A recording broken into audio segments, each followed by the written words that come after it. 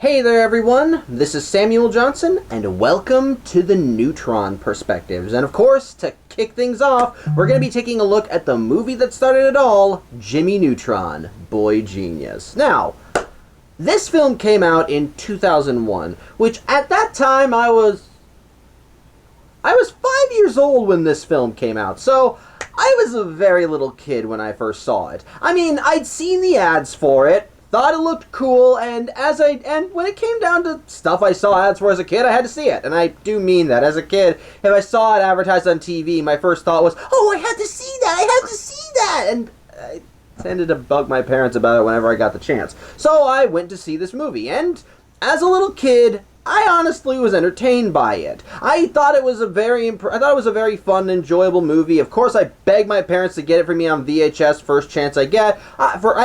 I enjoyed it. I thought it was a fun time overall. So, coming back to it as an adult, it was definitely an experience. And I don't mean that to say that this is the first time I watched it. When I first got this DVD, I decided to pop back in, and I will say this: looking at this film as an adult definitely allowed me to see through the veneer of nostalgia for a bit. But with that said, does that mean the film is bad? Well, let's take a look at it and find out. So, since it's a movie, we got us a long-ass plot summary. So, as the title of the film implies, the main character is, of course, Jimmy Neutron, Boy Genius. And the film actually opens with him and one of his best friends, Carl, as they're flying a rocket into the atmosphere. Why? Because Jimmy wants to send out a satellite to communicate with aliens. According to him, in a few minutes after this scene, he picked up some kind of transmission from space, but it was muddled. So, in an attempt to communicate with whatever is out there, he basically took his family's toaster and rigged it into a satellite, and he just wants to chuck it into space, which is easier said than done, because one, his rocket got the attention of the military, who are there to head him off, and two, unfortunately, Jimmy's rocket does not have the appropriate amount of thrust to get them out of the Earth's atmosphere. As such, Jimmy ends up concocting a means of getting the satellite off the planet by utilizing a soda can and just ringing it up with a string, so that when the toaster is thrown far enough, Jimmy can just open the can and it'll be sent flying by the soda's fizz. But unfortunately, while that plan does succeed, the rocket is still falling apart and is now crashing to Earth. Thankfully, Jimmy's able to keep Carl safe by ejecting him, and apparently Carl's underwear can act as a makeshift parachute. Go figure. Or maybe that was part of the feature. I don't know. But Jimmy, in the meantime, well, he makes a crash landing back at his house. And what I love is that when Jimmy crashes at his house, he slams into the roof, his whole house shakes, and his dad's like, oh, look at that, the chimney fell down again. And then, well, a couple seconds later, chimney falls off. Which gives the implication that this has happened before and his parents are used to this. Speaking of, this is where we are introduced to Jimmy's parents, Judy and Hugh Neutron. And what I like about these two is that they treat everything that Jimmy does as if it's completely normal. Which makes sense. Odds are Jimmy's been a very intelligent child ever since he was in diapers. So of course they would have plenty of time to get used to his eccentricities, let's call it. And what I love about their parenting style is that Judy is the down-to-earth, realistic one who, oddly enough, is actually a bit of a gearhead herself. As at one point we see her working on the family car and apparently getting covered in transmission fluid, while Jimmy's dad is actually the airhead in the family. As his brain is always in the clouds, and honestly, he seems to be the one that encourages Jimmy to basically stretch his creative mind. Which actually, both of these mindsets combined would probably explain why Jimmy is as much of a free thinker as he is, because, well, Jimmy's parents in a way, would allow him to both keep his feet firmly on the ground, metaphorically speaking in this case, while still encouraging him to just, find what he enjoys. Basically allow him to just explore his creativity. Basically just go nuts. So and I like that, and I like seeing that showcase of Jimmy's parents. And likewise, their parenting styles are most likely why Jimmy is still got the emotional intelligence of a regular kid. Case in point, when Jimmy does crash back down to Earth, his parents are, again, like I said, not shocked that he came in crash landing on a rocket, but they do chastise him for crashing into the house and for sending a satellite out into space via their toaster. Not because they lost the toaster, but because Jimmy is sending out a message to what are essentially intergalactic strangers. And as parents I want to say, you don't talk to strangers, kid. So what? But whatever. But whatever. Again, I like that. They just again, their parenting is just equal amounts free thinking, equal amounts grounded in reality, which would kind of explain why Jimmy is the way he is. But likewise, going back to Jimmy's emotional intelligence and that of a child, when Jimmy does get back down to the ground, his parents tell him he needs to get ready for school, and so he rushes to his room, and we see that his room is just decked out with all these inventions that he just uses to, expedite the process of getting ready in the morning. He has a robot that ties his shoes. His bathroom setup is basically all these machines that just do all these things that any normal kid could use. Like, he has a laser toothbrush, he has a barber station which does his hair, and rather than just getting water out of the sink, he gets sprayed with what is essentially a fire hydrant. It's weird. He also has a model of the solar system, which, when activated via a dart, will actually make his bed for him. Again, unnecessary, but I can understand kids wanting to do this. It would make things easier in the morning. Unfortunately, it doesn't make things easy enough for Jimmy, because unfortunately, despite all of these things, he just ends up missing the school bus by seconds, or at the very least, the school bus driver is an asshole, because Jimmy did get outside, but just as Jimmy got outside, the bus driver said, fuck this kid, and drove away without him, so Jimmy has to chase after the bus. It's actually kind of amusing. Also, because I don't really know how to best segue into this, Jimmy has a robotic dog. His name is Goddard. I love him. This dog needs all the huggles, because I love dogs, okay? And even mechanical ones deserve all the hugs. And Goddard is honestly a really nice dog. But anyway, whatever. Anyway, getting back on topic. Going back to this opening scene, what I do like about it is that this further showcases Jimmy's social status in the school hierarchy. Now, the thing is, of course, when it comes to school, the nerdy kids are usually the ones that get picked on. But for someone like Jimmy Neutron, you think they would at least get some modicum of popularity, because Jimmy's intelligence is so high that he built a fucking rocket, and he has inventions in his room which expedite the process of getting ready in the morning. So, why is he not popular? Well, the thing is, despite Jimmy's successes when it comes to making inventions, he does have a few colossal blunders every now and then, and as kids are wont to do, they will pick apart at anything that they find to be at least somewhat humiliating. So even though Jimmy's intelligence is light years beyond anything they could accomplish, they're still going to make fun of him when his shit blows up. Case in point, when he misses the bus, he tries using something called a laser-powered gummobile, which is basically just gum which blows up into a bubble which one can bounce around on, and Jimmy uses that to try and catch up to the bus, but unfortunately, while he does catch up to the bus, unfortunately he ends up crashing into a tree, which pops the bubble and gets all the kids laughing at him. Coincidentally, it's the same tree that Carl is in, and Jimmy's able to get him down. Likewise, when Jimmy and Carl do get to school, it's show and tell day, and Jimmy ends up showcasing one of his latest devices, a shrink ray. But unfortunately, when he tries activating it, it ends up shorting out and doesn't actually do anything, which results in further mocking from all the other kids, including a girl by the name of Cindy Vortex, who,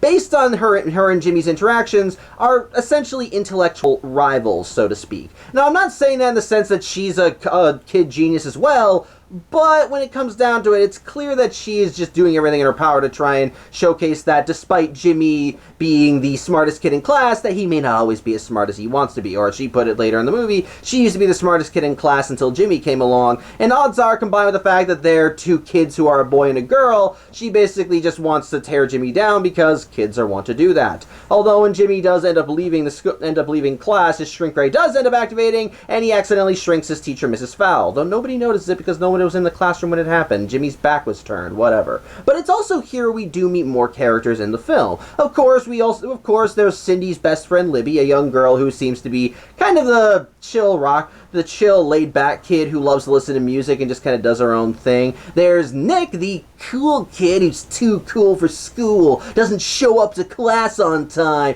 and openly admits to faking a late notice from his parents, which Mrs. Fowl just brushes off for some reason. And likewise, we also get to meet Jimmy's other friend, Sheen, which, yeah, like I said in the prologue, Sheen is played by the late great Jeff Garcia, and yeah, I do think that his death is still a tragedy. It's a shame what happened to him, and loss of anyone is always tragic, and I will honestly, and while I do not think I'm the most educated person when it comes to topics like this, I'm just a loser on the internet that does random vlogs about shows and franchises, I will say that that he will be mourned, and I'm just thankful that he left a legacy of greatness behind him. He's like I said, he provided the voice of Sheen in both this movie and the show, and even recently he provided the voice of Sheen in the Nickelodeon video game The Die of Destiny, which is honestly on my playlist. I want to play it. It looks fun, and so to Jeff Garcia, wherever you are, may you rest in peace. And I hope that your legacy will continue to live on in the media you helped create. So, but real world tragedy aside, let's talk about Sheen. And Sheen is honestly one of the best characters in the Jimmy Neutron franchise. Sheen is kind of a Cloud Cuckoo Lander in his own right. But whereas Carl seems to be kind of slow and does his own thing and just seems like an amicable kid that goes along with everything and almost seems kind of like a weenie. Sheen is the kid who got too much sugar growing up. He's always hyperactive, always lives in his own world, and this is the part about him I respect most. He's a lover of superheroes, specifically a superhero called Ultralord. He collects Ultralord memorabilia nonstop. He wears a shirt. He gets obsessed with the idea of meeting Ultralord IRL, and the thing he shows for his show and tell is a rare Ultralord action figure that is a very sought after collectible because it's a never before seen collectible, never taken out of the box. He proceeds to take it out of the box when Cindy calls his bluff and asks him if the thing's really inside it. And Sheen is not happy with it when he realizes he's been tricked, so what can you do?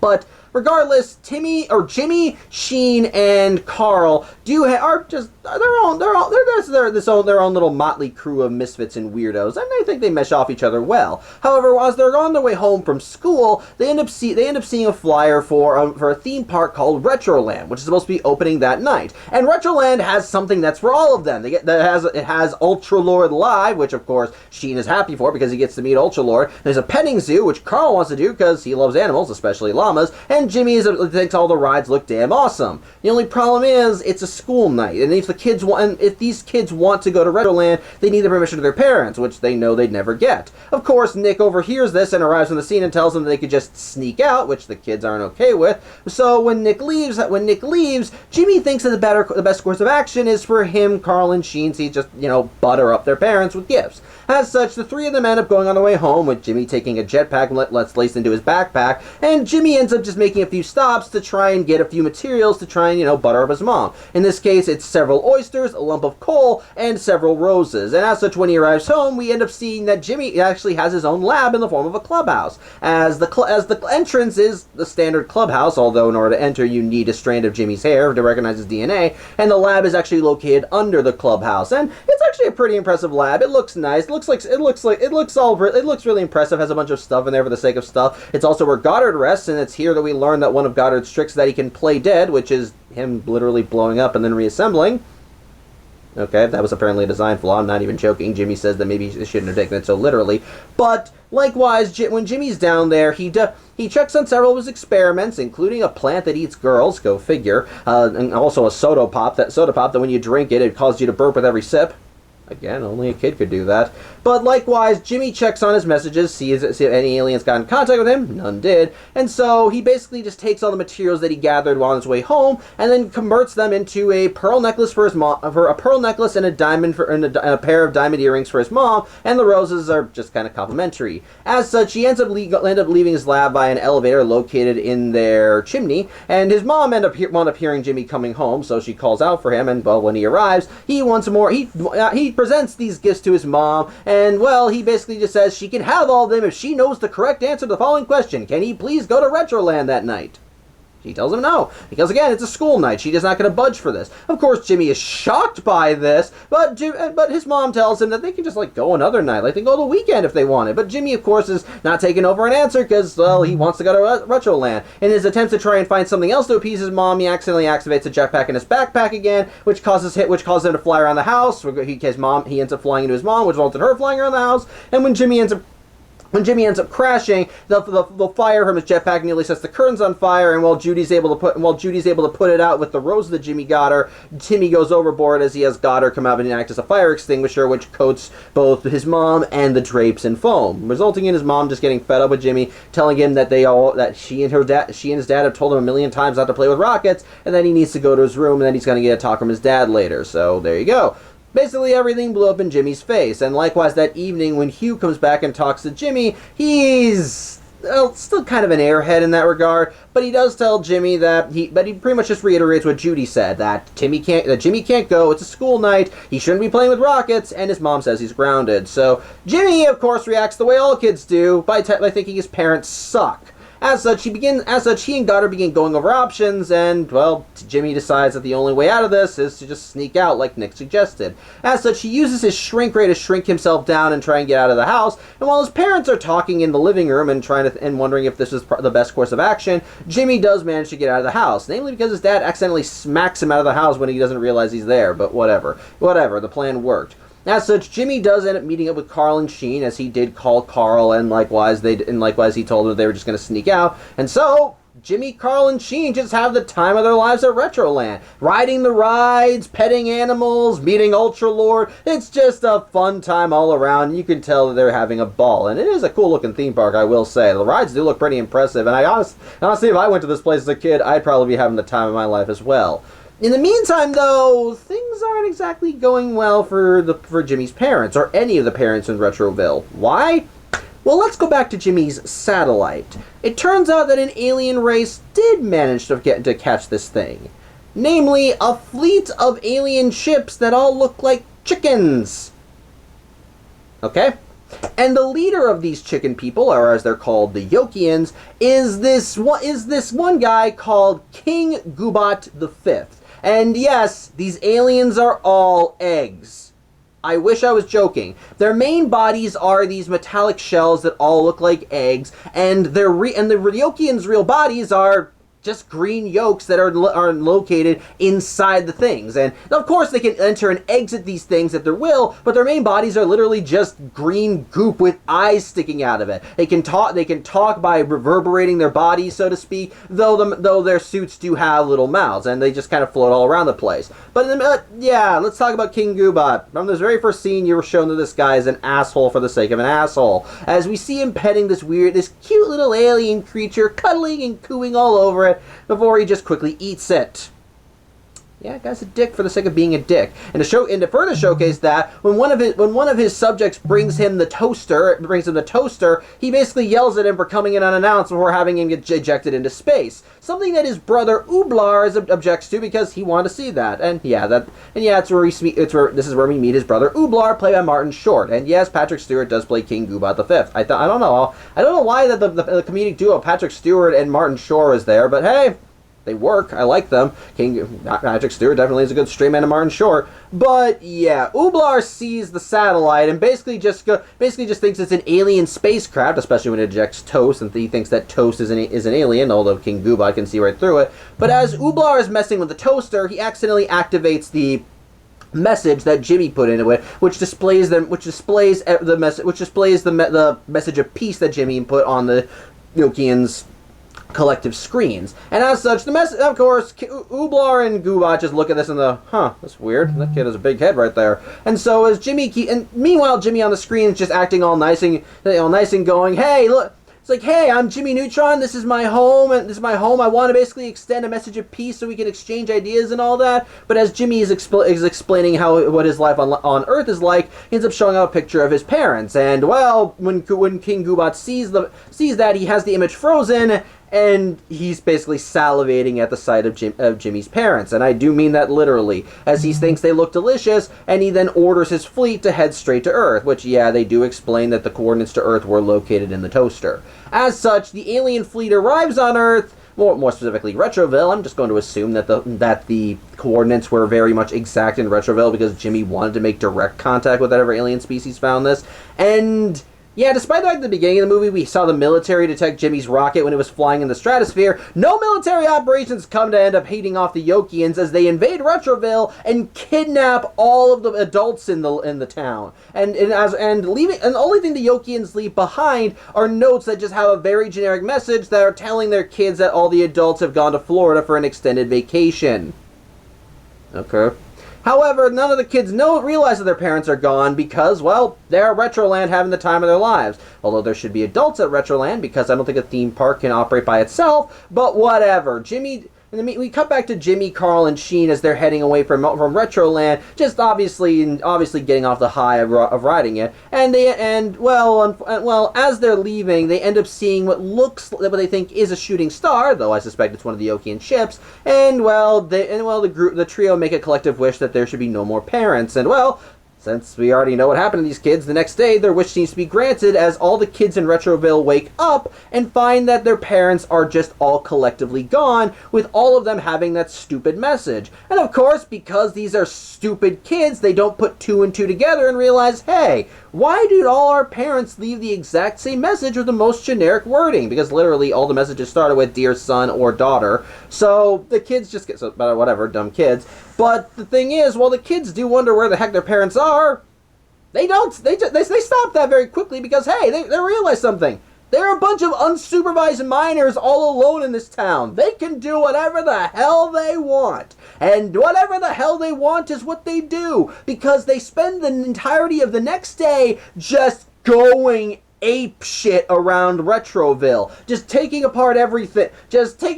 Playing at the arcades. Taking over the candy shop. Flooding the school. Going on rides. Doing all the things their parents always told them not to do. Like run up the down escalator. Pissing in the shower. Wearing clothes that don't match. Just gorging themselves on popcorn. Having a party in front of the school. Basically, it's just basically every kid's greatest dream. Unfortunately, though, the next day, the dreams come crashing down when reality hits. These are a bunch of unsupervised minors who have absolutely no idea what the hell they're doing. And it turns out when you have too much fun in excess, the aftermath is not fun. As the next day, all the kids are suffering the after effects of all their partying, and none of them are happy. In fact, what I find amusing is that the kids end up taking over the local news station and do a special news report on this, and I just find that funny. And yeah, the reports are in. The kids are all getting massive owies and boo-boos and constipation. I'm not even joking, that's what they say. Owies, stomach aches, and constipation. I don't know why they did childish things for the first two and then this actual large word for the last one, but hey, it's funny. I give that. And none of the kids are having fun. A kid fell off a teeter-totter and hurt herself, and she wants her mommy. There's one kid who was participating in a cotton candy eating contest and won, and they're suffering the after effects on that. And just everyone is just missing their parents something fierce, and their parents aren't around. Even Jimmy is starting to feel the effects as he walks home after partying, and he's just miserable as he realizes that despite the headaches that his parents gave him, he still loved them and he wants them back. As such, Jimmy goes to his room and sulks that his parents never even said goodbye. But Goddard has a little goodbye message from them, because when Jimmy was out partying at Retroland, his parents came in to check on him, and they just gave Jimmy a good night. They said that they loved him, they did what they did because they love him, and maybe they could go to Retroland the next weekend. And as such, after they say goodnight to Jimmy, they just tell him sweet dreams and they'll see him in the morning. I like that. It's nice. Although when Jimmy hears that, he's like, wait, if they were going on vacation, why did they say they'll see me in the morning? As such, Jimmy finally starts using his massive brain as he realizes, hey, maybe the adults didn't go to Florida, which he should have realized when the generic messages all seem to say the exact same fucking thing, but whatever. It's when he compares them to his parents' last written messages that he realizes that it's fake. Boy, genius my ass. But on top of that, Jimmy's lab has actually been going nuts ever since the Yokians invaded, which, again, the kids' lab picked it up, but not the fucking government. And as such, when Jimmy gets the alert, he realizes that all the adults in Retroville, which I know I kind of glossed over this, but yeah, Jimmy's hometown is called Retroville, were taken by aliens. As such, Jimmy ends up calling Carl and Sheen, and he basically decides to take his ragtag crew and go and save his parents, as the Yokians left behind an ionic trail from their ships, and Jimmy can use that to track them down back to their home planet. However, as Jimmy that evening is getting a rocket ship ready and planning on going to the stars with Carl, Goddard, and Sheen, who hasn't shown up yet, an angry mob of kids arrives at Jimmy's house because, Sheen blabbed, and as such, all the kids want to know where the hell their parents are. As such, Jimmy does explain it to them and explains that they need to basically that they need to follow the aliens back to their home planet. And likewise, if all the kids want to get in on this, then they're going to need a lot more rockets. So, as such, Jimmy basically organizes all the kids of Retroville to, into basically a fighting squadron, quote unquote, as they need to gather all the necessary materials to outfit their own rockets, fly out to the stars, and save their parents, and at best, that will be a 2-day trip. As such, all the kids go along with this, especially Nick, who tells Jimmy that he'll get them to space, but then he tells Jimmy that Jimmy will get them to space while Nick will do all the heavy lifting and fighting. And as such, the kids spend the next 2 days basically assembling their rockets from all the rides in Retroland. And I'll give credit where it's due. I love seeing them making these things. And when they do finally finish the rockets, the blast-offs are all really damn fun. All of them just look like the best rides in the world. Seeing all these rides flying into the sky, seeing how they launch, it's really cool. There's one that's literally supposed to be like a seesaw or whatever, or just kind of a centrifugal force where you hit a hammer and something flies, and that's how they launch it. The Ferris wheel ends up getting blasted off. Carl flies in a butterfly. It's actually pretty damn impressive. And even there's one rocket that's a freaking roller coaster. Again, I'll say this, the animation in this film may be a little dated, but it still looks really damn good for stuff like this. But yeah, like I said, kids got the rockets in place, and they managed to get out to the stars. And no, none of them are wearing spacesuits. There is an explanation for this. We don't hear it in the movie, but apparently in universe there is an explanation. But regardless, the kids end up going out into space, seeing some pretty impressive stuff, and they do end up having to they do have to take a break on an asteroid because, well, they got caught in a meteor shower, they need the rest. We actually do get a really nice scene where they all reminisce about their parents and about how much they miss them, and it's nice, I like it. But when morning, quote unquote, comes, they do manage to follow the Ionic Trail back to the Yokians' home planet. And as such, once the kids go out there, Jimmy, Carl, Sheen, Cindy, and Libby all act as a scouting force as they go down to the planet. And again, to give credit where it's due, the design for the Yokians' home planet is really damn impressive. It looks really cool. It's very technologically advanced, very creative, with very interesting and unique designs. It's all just a visual marvel, and I can't help but love it. Again, it's dated by today's standards, but dated or not, I still think it looks really damn good.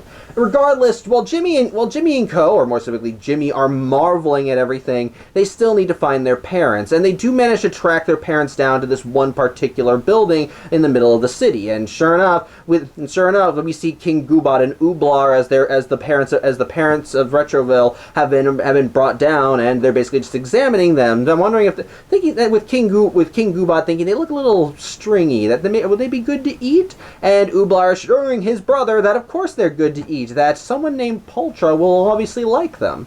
Either way, the kids manage to sneak into the building, and Jimmy does end up seeing his dad. And the thing is, all the parents of Retroville are wearing these weird goo headsets that are supposed to be like mind control devices. And basically, from what I can gather, it's like it puts the user in like a dreamlike state so that they're more receptive. Like it's like they're aware of what's going on, but these things alter their brain chemistry so that they're more accepting of what's going on. So let's go for an example with Jimmy's dad, Hugh. While Jimmy does manage to get his dad's attention and his dad does acknowledge him and talk to him, well, the few bits of free will that his dad seems to exhibit makes him think that he's just having a dream. But likewise, the devices do seem to have more direct control over the users, as when Jimmy implores his dad to take his off, well, all it took is him like unhooking a hose or whatever, and it causes Jimmy's dad to lock up, and then immediately call Jimmy and Co out as intruders, which does get the attention of the Yokian guards, who end up arresting the kids. As such, they're brought to King Goobot, who basically just starts mocking the group right there, and of course Jimmy tries threatening him, saying that they've got an elite force of trained fighters ready to come in and stop and save them, only for King Goobot to smirk as from another door come the rest of the kids. Yeah, they knew they were there the whole time. As such, Jimmy wants to know why King Goobot wants their parents, and well, that's when King Goobot tells the truth. Or more specifically, he has a news announcement tell what's going on. Basically, the parents are going to be sacrificed to the Yokians' god, the god of wrath, named Pultra. And that's just exactly what it says. They're just going to be fed to their god. And I'm just going to say right now, their god's a giant chicken. Okay then. Whatever.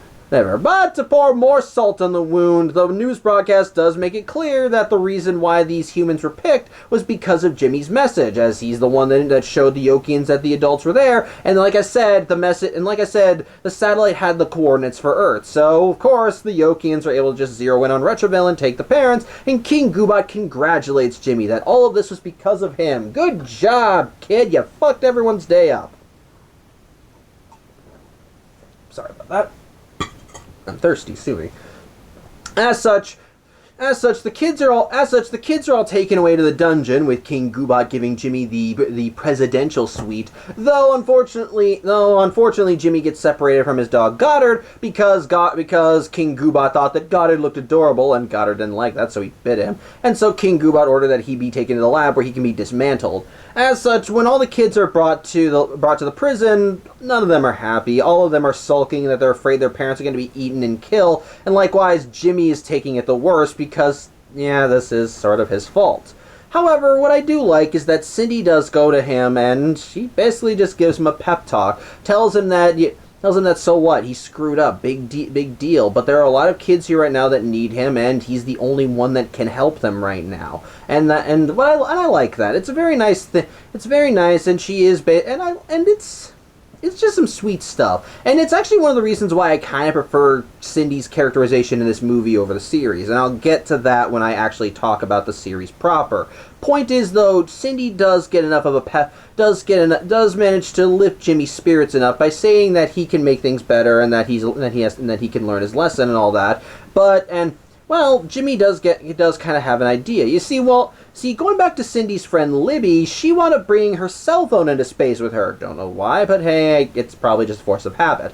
And when Jimmy sees that she has her cell phone, he gets an idea. And as such, she asks Libby to give him her phone, which she does, and Jimmy makes a call. Specifically to Goddard, who's currently messing with Ooblar as Ooblar tries dismantling him. And as such, Jimmy calls Goddard, and after learning his situation, Jimmy ends up playing a trick on Ooblar as Goddard puts Jimmy on speaker, and he makes Ooblar think that he accidentally activated Goddard's self-destruct, and that it'll basically take out the entire lab in a nuclear explosion. And as such, Ooblar hears that and freaks the hell out before running out of the lab, and well, that was all they needed. As Goddard's able to get himself free, although he wasn't even restrained, he really was just messing with Ooblar because he could, and I guess he really didn't have anywhere to go, because if he tried to run, Ooblar would stop him. However, either way, Goddard managed to make it to the holding cells, and he managed to take out the guards by playing dead. Boom. So either way, Goddard is able to get all the kids free, and they basically all make their way to this arena that's located in the center of the city. And sure enough, all the Yokians are there just to watch Paltra eat all the adults of Retroville. And we see that how the adults are being controlled is that there's one guy that's literally controlling them with a joystick.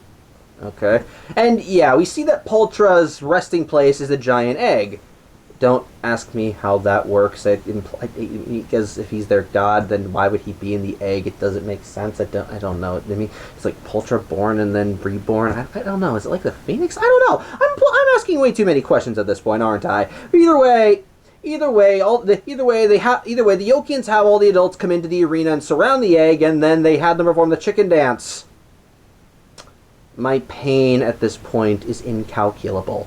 Either way, the kids do manage to spy on the arena, and well, they decide to lead a full frontal assault as the kids all charge through. And actually, I'll give credit to Nick here. He actually does fight off the guards rather well, as he managed to take one of their spears and he managed to take out both guards with them. It's pretty impressive. Shows he's not entirely shallow. But going back to Paltra, they managed to basically Goobot ends up ordering Paltra to be woken up as they basically heat up his egg. And well, yeah, while Nick does end up charging into the arena himself, all it takes is for part of the egg to crack open and for Paltra's 3 eyes to come poking out of the egg for Nick to kind of chicken out. And while it is humorous to see him scream like a little girl and run back to the other kids, well, quite frankly, when Paltra does manage to rise out of its egg, I'm not lying, I'd be freaking out a little too. It's a giant reptilian egg with the only things that even resemble a chicken being its beak and the fluffy body. Otherwise, this thing is a fucking nightmare.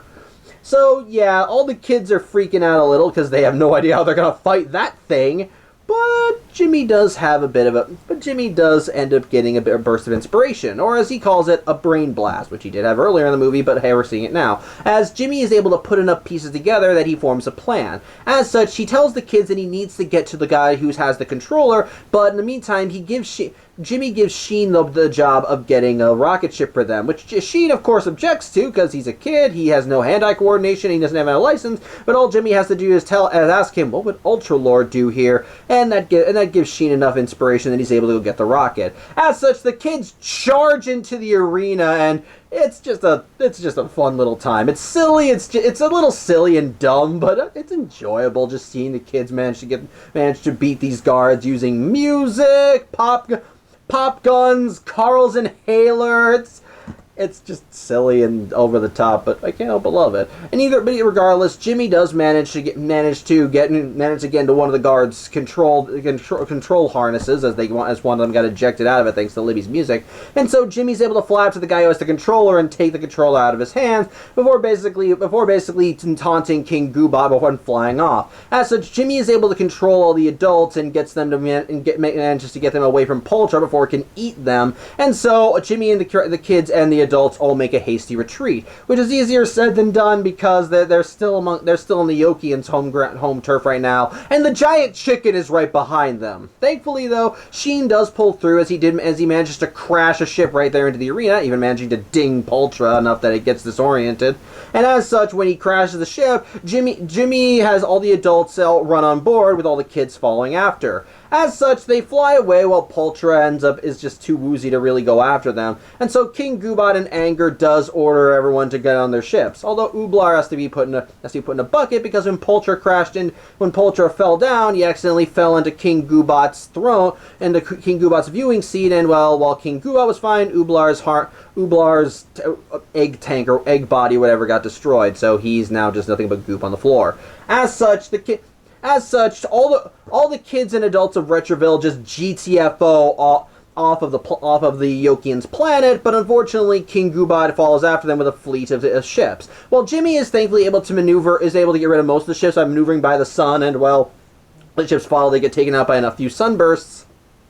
King Goobot himself is still in one piece, and he begins opening fire on them, and unfortunately his ship is superior to the ship that the kids have. And to just pour salt on the wound, he ends up calling Jimmy and mocks him, calling him tiny and little and insignificant, and of course Jimmy takes that a little personally, and so decides he wants to face King Goobot head on. Also he told him this is all his fault, but it's the small part that Jimmy takes offense to. As such, he and Goddard end up ejecting from the ship, and something I kind of like is that earlier in the movie we saw Jimmy doodling in class, and in his doodles were basically a blueprint for Goddard, which is supposed to be a rocket bike function. And so, we see that rocket bike put into effect as Jimmy has Goddard eject out first, convert into the rocket mode, and Jimmy just rides on top of it as he flies right at King Goobot's ship. Well, of course, King Goobot just looks at this and thinks, oh look, the little tiny human thinks he can stop us. This is going to be hilarious.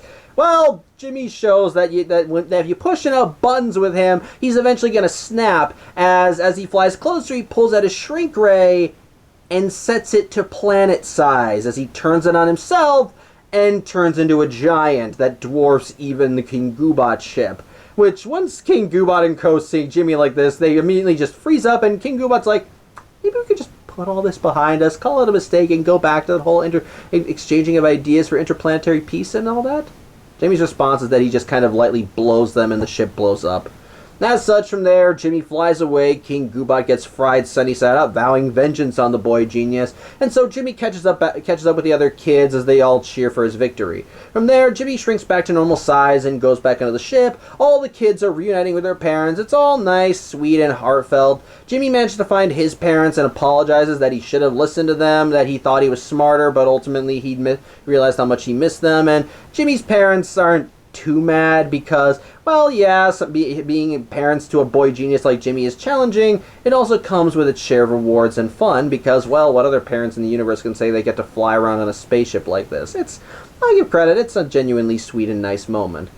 As such, from there, the film ends as we cut back to Jimmy's house as everyone's home safe and sound, and Jimmy and Carl are there getting some breakfast, which in this case are eggs, and, well, Jimmy's mom ends up finding the soda that makes you burp, takes a swig of it, and ends up burping quite a bit, which gets everyone laughing. Hugh takes a sip, ends up burping it as well, and when Judy realizes that her son made this, she has one last burp or so before everybody just bursts into laughter. It's nice.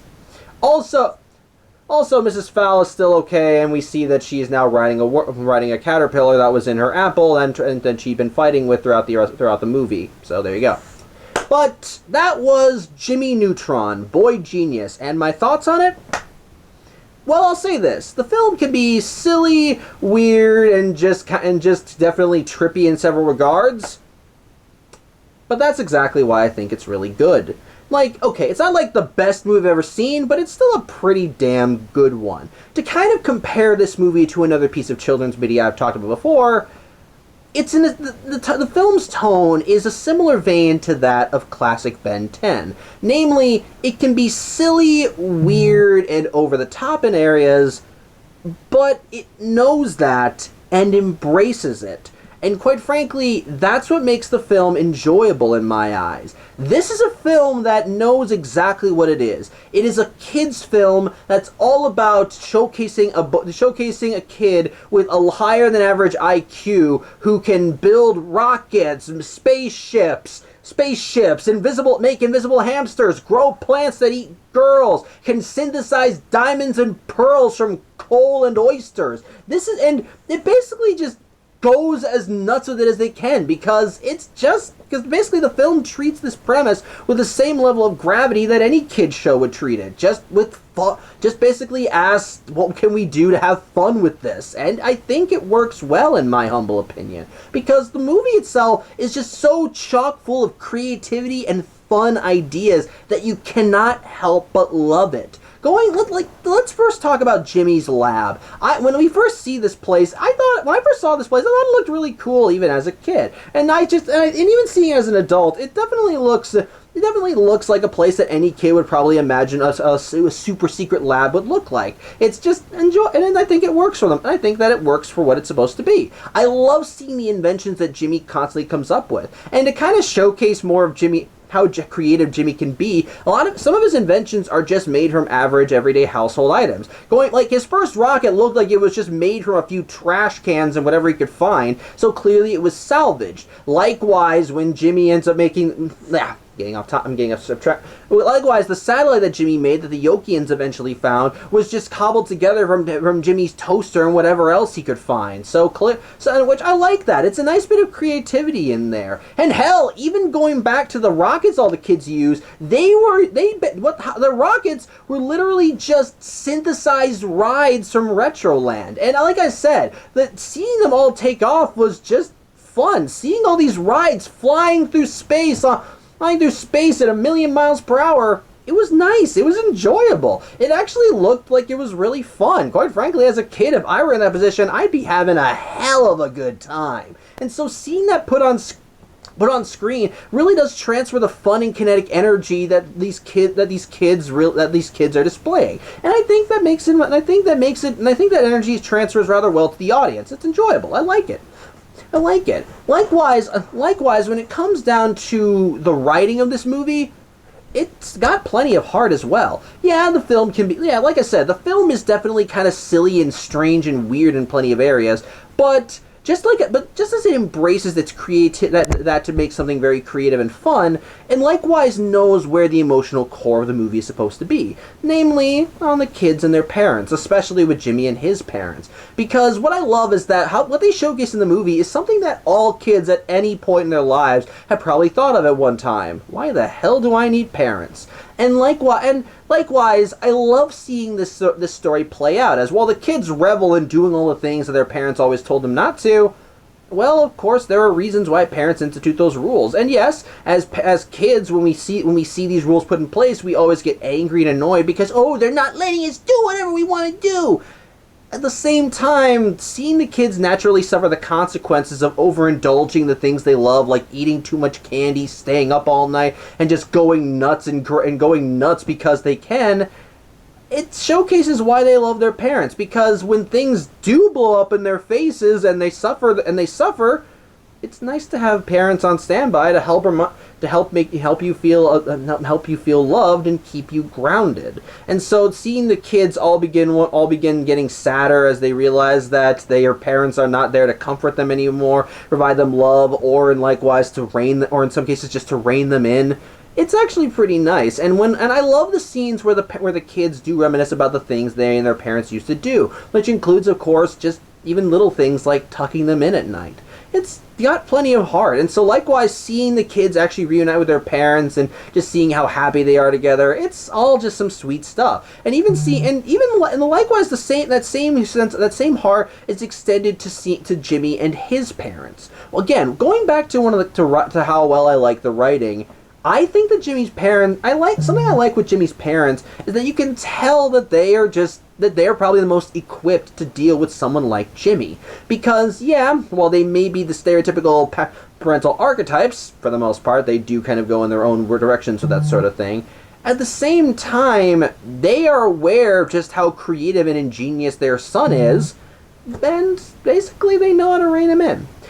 Which I like that. They do, and something I like is that they're clearly trying to encourage Jimmy to go off and do his own thing as the boy genius that he is, but likewise at the same time they want to keep him grounded. And going back to Judy and Hugh's individual personalities, I like how they showcase the kind of people that they are, and how they've been able to successfully raise Jimmy the way they are. Because, like I said, Judy Neutron is like the glue basically the one that keeps Jimmy grounded in reality. She's the one that gets strict when need be, and when Jimmy goes too far, she's the one getting on his case and trying to keep him from just going over the top. Likewise, though, while Hugh's head is constantly in the clouds and he kind of lives in his own world, that also allows him to kind of push Jimmy's creativity, and he does celebrate Jimmy's accomplishments when they occur. That doesn't mean that he doesn't get upset when Jimmy does stupid stuff. Like I said, Judy and Hugh are so used to Jimmy's antics that when Jimmy crashes into the house, he's able to tell that the chimney's about to fall off because the implication is that something like this has happened before. So they are aware of Jimmy's antics. But they're also used to it. They know what kind of a person their son is, and they're equipped to deal with it. And likewise, what I like is that they basically they give Jimmy enough allowance that he's able to stretch his creative muscles and do all these impressive things while still being able to keep him grounded in all the right places. And that's why I think Jimmy is as well-rounded as he is. In fact, if I could apply some real-world logic here, which I know I probably shouldn't, because there's a lot of things in this movie that if I applied real-world logic to, it made me go, what the hell am I watching? One of the reasons, when I first rewatched this movie as an adult and basically saw Jimmy with his parents, the question raised in my mind is, if Jimmy is as smart as he is, why does he still go to regular school? Why is he not in some secret government think tank or whatever? Well, the answer to that is, like I said, Jimmy's emotional intelligence. As I said during this video, and even in the prologue video, Jimmy's emotional intelligence is like that of an average kid. That's why all of his inventions are all catered to things that kids would like. He does things. The things he does are not for the betterment of the world and trying to do the right thing and trying to think up new creative ways to make society better. Well, sort of. He does sort of. The part of the reason he reached out to alien intelligence was for peaceful coexistence. Jimmy does the things he does because let's be honest here, if any kid had the intelligence and capacity that Jimmy did, of course this is what they do with their intelligence. Of course they'd make it so that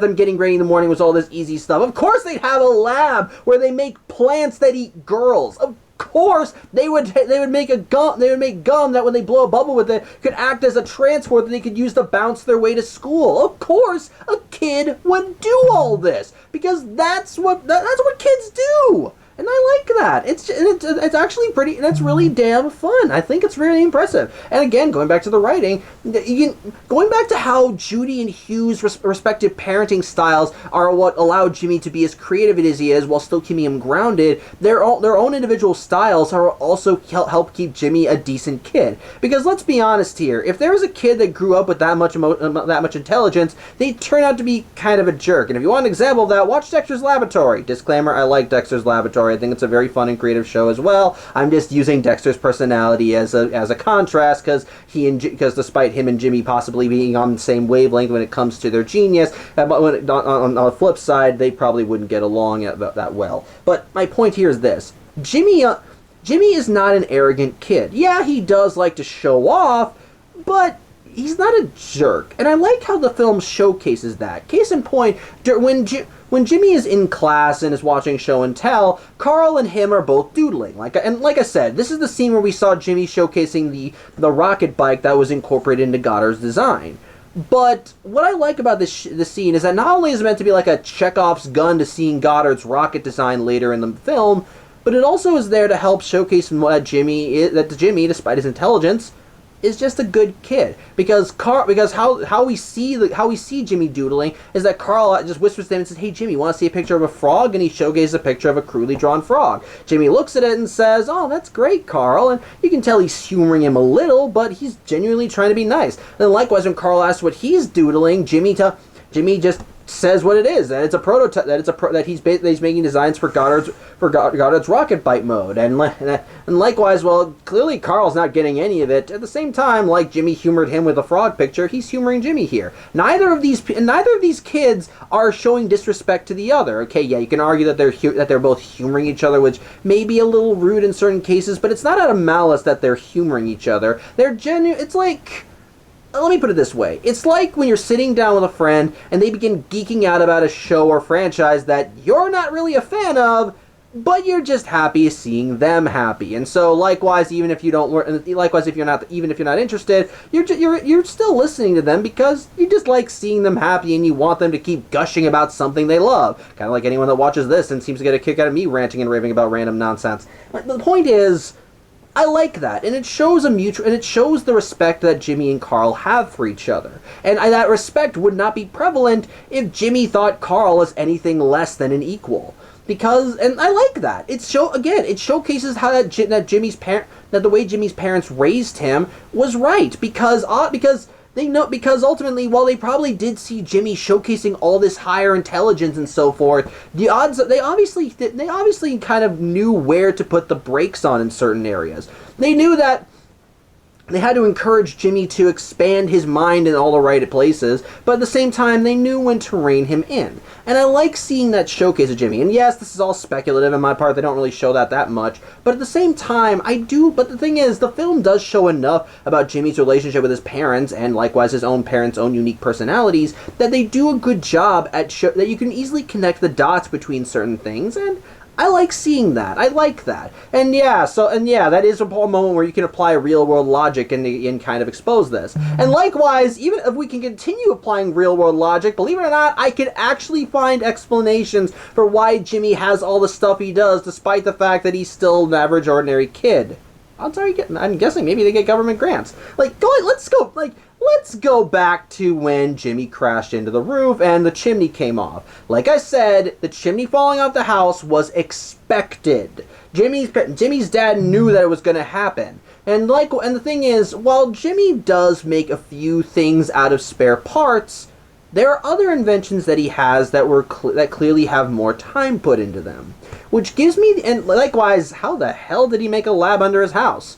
Case in point, what if the Neutron family gets government grants? Odds are the governments of this world are possibly aware that Jimmy Neutron is an active force in the world, but the thing is, maybe, and you could argue that maybe prior to the movie at some point, they approached Jimmy's parents and they worked out a deal that maybe Jimmy could offer them like blueprints or machines for certain things or what have you, and likewise they'll pay a stipend to the Neutron family. Not enough so that they'll be living like kings, but at least enough so that Jimmy will be properly taken care of, in other words. Like, you know, give him the resources to build what he wants to build. And likewise, they'll give him some leeway on certain things, possibly allowing him to excavate a lab under his own house, and likewise giving him the means to build all these things, as long as he probably shares some of the designs of the government. Maybe not like big things, but enough so they can get the ball rolling, so to speak. And yeah, again, I'm nitpicking here. I'm nitpicking to hell and back with this, because when it comes down to it, like I said, this is just a kid's movie, and there are plenty of things in this movie that if I dig too deep in, I'm just gonna go, oh my lord, this is so dumb. But that's the thing.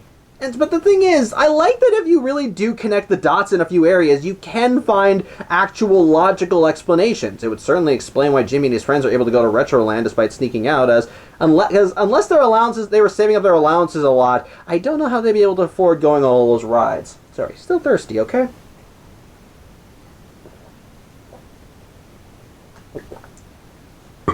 Didn't spill that time. Go me.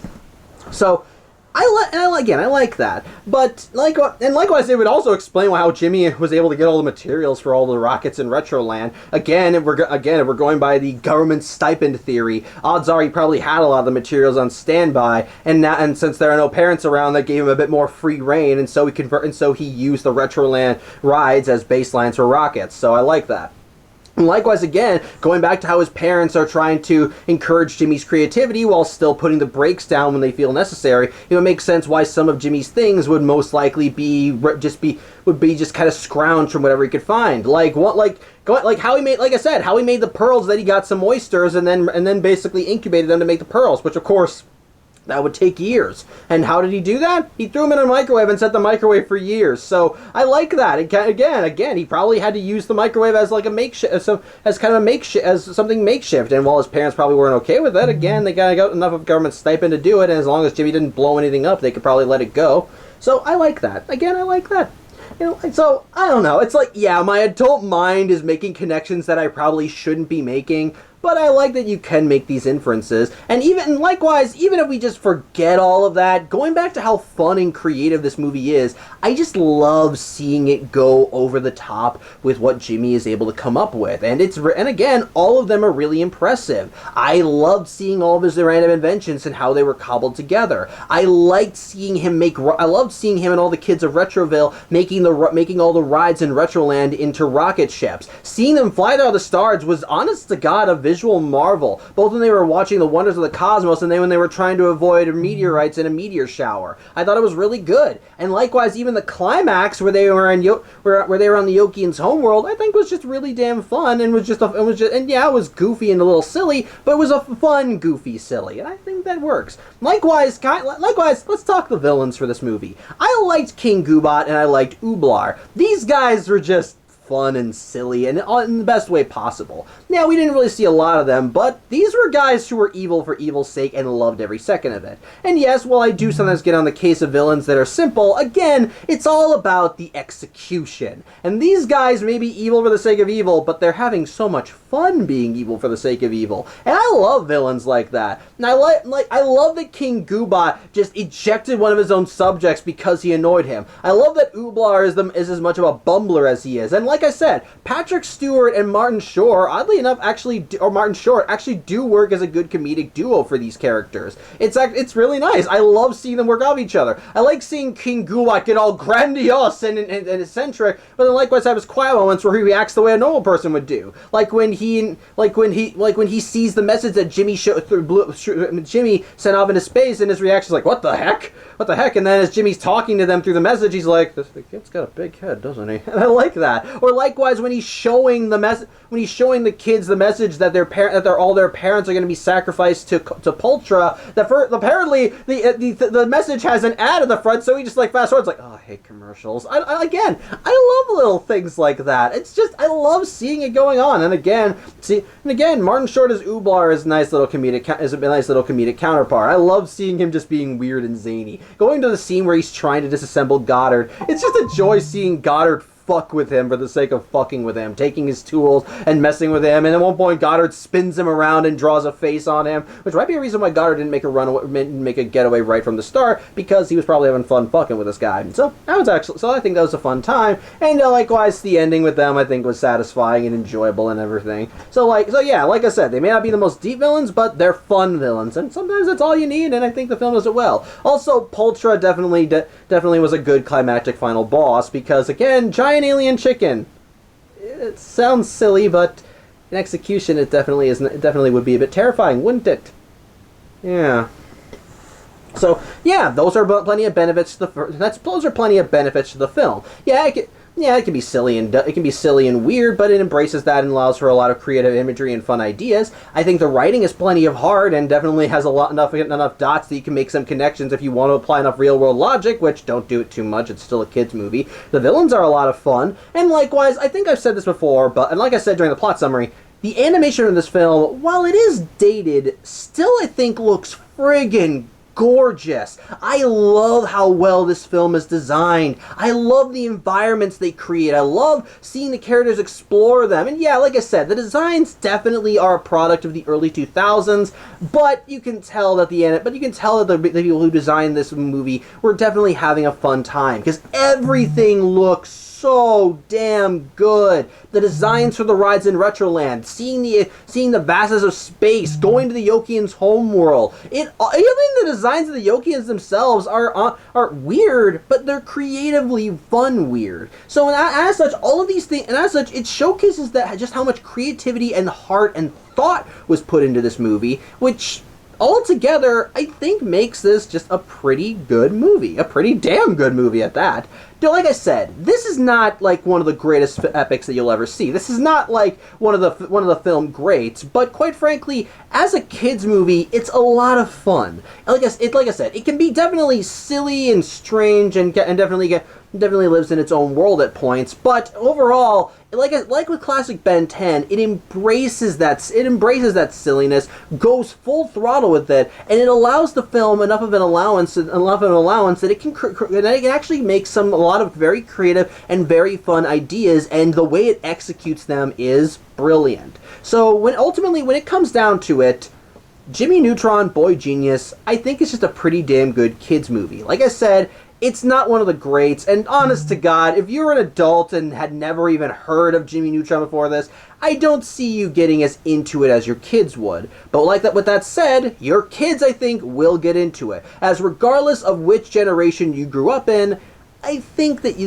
your kids will still find some enjoyment from this movie. Like I said, it's silly, weird, and over the top and zany, but it embraces that, goes full throttle with it, and it allows for a lot of creative fun that I think anyone will get into. It's got plenty of heart, a lot of good writing, especially for the characters. I love seeing everything play out. The environments and animation are fucking gorgeous. It's got great villains, great characters overall. Just hands down, I think Jimmy Neutron Boy Genius is a fun ride from beginning to end, and that I think that any kid will probably love. So, if you got any kids, go ahead and watch it. And if you watch it as a kid, maybe go back and watch it. Yeah, you may notice a few of the dents here and there, but overall, I don't think you'll look at this and think that it was a bad time. I think overall you will enjoy it. So, yeah, that's all I have to say. So, yeah. And I hope you enjoyed this video. I thank you for watching. As always, I'm Samuel Johnson, and I hope you tune in next week as we look at the adventures of Jimmy Neutron proper. So till then, hope you have a good Friday, and take care.